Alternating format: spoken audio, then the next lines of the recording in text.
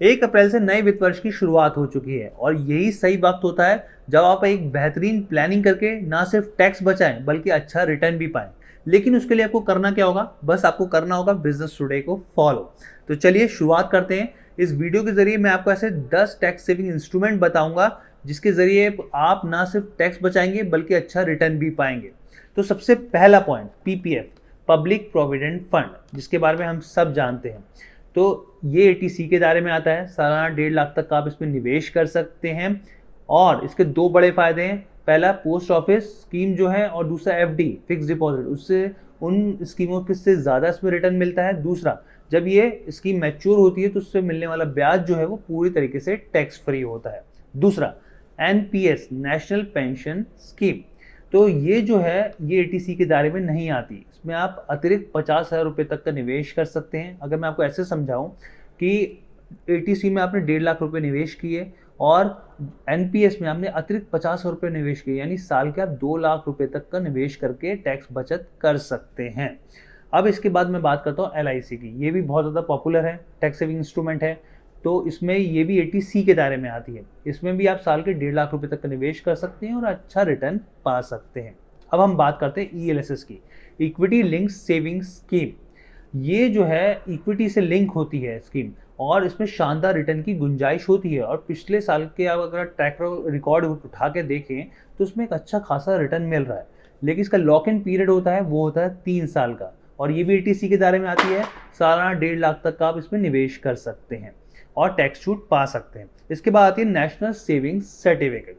तो national saving certificate है, जो लोग रिस्क लेने से थोड़ा बचते हैं, तो ये स्कीम उनके लिए है। इसका लॉक इन पीरियड 5 साल होता है और आपको एक फिक्स्ड रिटर्न मिलता है। ये भी एटीसी के दायरे में आती है। इसके बाद हम बात करते हैं होम लोन की। तो होम बायर्स को इस बात को बड़े ध्यान से सुनना चाहिए। इसके डबल फायदे जो मैं आपको बताने जा रहा हूँ। एटीसी के तहत प्रिंसिपल अमाउंट पर आप 1.5 लाख रुपए तक का निवेश कर सकते हैं। दूसरा, सेक्शन 24B, जो होम लोन के ब्याज पर साल के 2 लाख रुपए तक का ब्याज छूट आपको मिलती है, टैक्स छूट मिलती है। यानी 1.5 लाख रुपए एटीसी और सेक्शन 24B के 2 लाख रुपए, यानी 3.5 लाख का आप सालाना टैक्स छूट पा सकते हैं। इसके बाद हम बात करते हैं एफडीज की, फिक्स डिपॉजिट की। जो सीनियर सिटीजन हैं, जो रिटायर हैं, उनके लिए जो एफडीज, टैक्स सेविंग एफडीज है, वो काफ़ी ज़्यादा उनके बीच में पॉपुलर हैं और वो अच्छा खासा एक अमाउंट निवेश करते भी हैं। तो ऐसे में क्या है, ये भी एटीसी के दायरे में आती है। साल के आप 1.5 लाख रुपए तक निवेश कर सकते हैं। लेकिन इसके साथ मैं आपको एक और खास टिप्स दे दूं कि जो ब्याज पर टीडीएस कटता है उसको आप बचा सकते हैं, रिफंड पा सकते हैं। वो आपको बस फॉर्म 15G आपको देना होगा। इसके बाद हम बात करते हैं सुकन्या समृद्धि योजना की। बिटिया की भविष्य के लिए one of the best scheme है। अच्छा रिटर्न मिलता है। साल के आप 1.5 लाख रुपए तक मैक्सिमम निवेश कर सकते हैं, टैक्स बचा सकते हैं।